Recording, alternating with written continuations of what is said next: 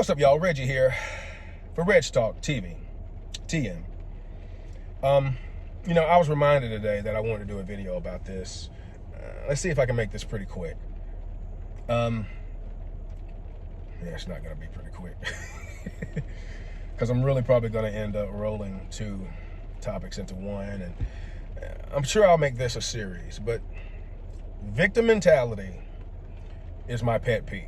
And I think it's not that I think. It is a proverbial cancer in society, and especially amongst the black population in general. It is a manipulation tool. It leads to covert narcissism, and therefore it leads to a lack of being able to accept criticism, and therefore it leads to basically accepting the status quo and the current, the current level of where you're at. Because you cannot change if you can't hear and process criticism of of the things that you need to change or that you might need to look at and address. And you lack accountability and responsibility for your actions and your words, et cetera, et cetera. And this leads to, when you do this with multiple people, it leads to your community in whatever area being affected by that. And that's just the bottom line. I mean, that's just how it works. It's part of human psychology.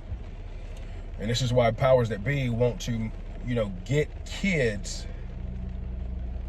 They want to touch the minds of kids as early as possible with their bullcrap. The power of suggestion is very powerful. So once you can get a person thinking a certain way, and the earlier you can, the more you can manipulate them later. But man, I really detest victim mentality. And I've come to, I've been thinking, I did this video a couple of weeks ago, I never put it up, but I realized, I'm trying to think, like, why do I detest this so much? Like, I just can't describe it. Like, I try not to use the word hate too often, but I hate it. Way more than the typical idea of racism. And I can easily prove that victim mentality has caused way more harm and way more damage over the past 50, 100 years or so than racism. Because it leads to self-annihilation. So, but what I came to realize that one of the main things about victim mentality, and what I mean by this is just and victim mentality and suggesting that someone is a victim, or using certain words that suggest it, in an attempt, because what it ends up being is an attempt to basically to virtue signal unnecessarily, and basically say, I'm on your side or whatever else. But it limits a person, because when you are a true victim, you can't really be criticized. We don't really criticize victims of actual crimes or wrongdoings, right? And it's when you do that, you have some type of hang up, and you're generally going to be accepted as a bad person. But when you're not a victim, but when you're not a victim and someone is suggesting or getting you to believe that you are, then it allows you to escape responsibility and accountability for whatever it is that you're talking about. That's the flip side of that. And therefore you limit your actions and what you can change about yourself to accomplish better things in the future. And I realize that that's one of the main things is because you're telling people that there's something that you can't do or something that you can't accomplish. In any other part of life, you can't escape your responsibility and your accountability for the things that you have said and done. And sometimes we make mistakes, and sometimes we make bad mistakes, and a series of bad mistakes. And sometimes we pay for it dearly. Sometimes we don't. Sometimes we get out of it. It's a close call. But we need to understand the ramifications of our choices and our actions and our non-choices, To not choose is to choose. And but this victim mentality thing, and especially in the black community, we're always trying to find racism in anything. And it's just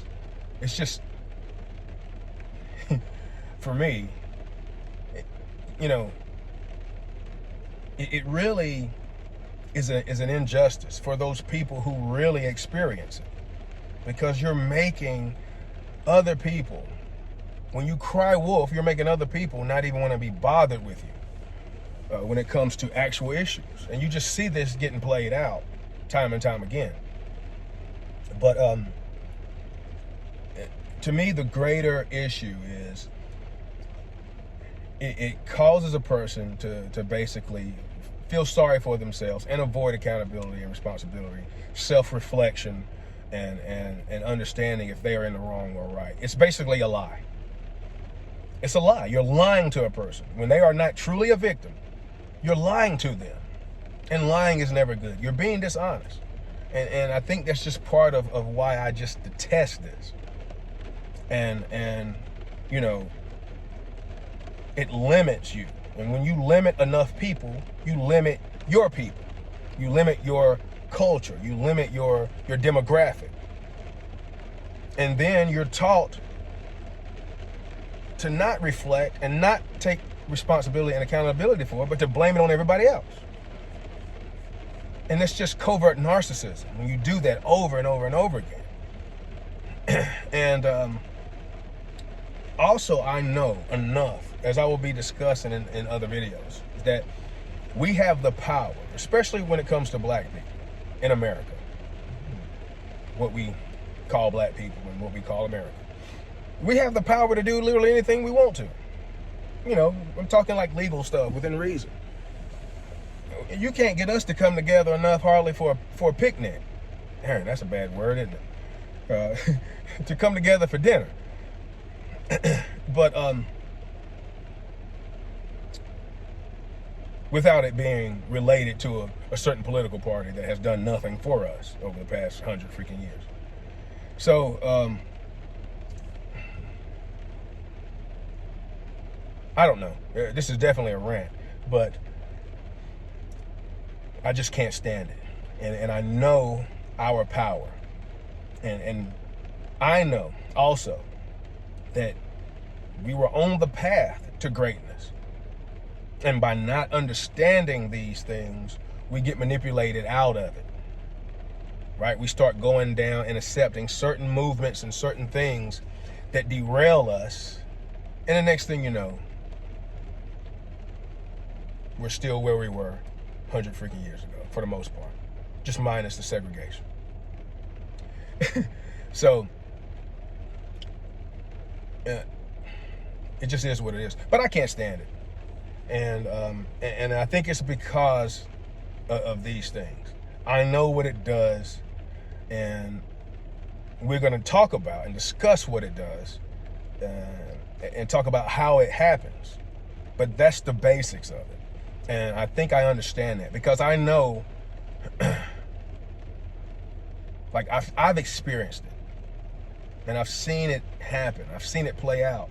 And then you just see, once you start understanding and seeing certain things in these patterns, and the psychological warfare that is attempted and largely successful when it comes to especially black people, I think you start to you might understand how I've come to this realization with me. Now, this is me, and I'm sure other people are like, yeah, I don't really like it either, but you probably don't feel the same way I do.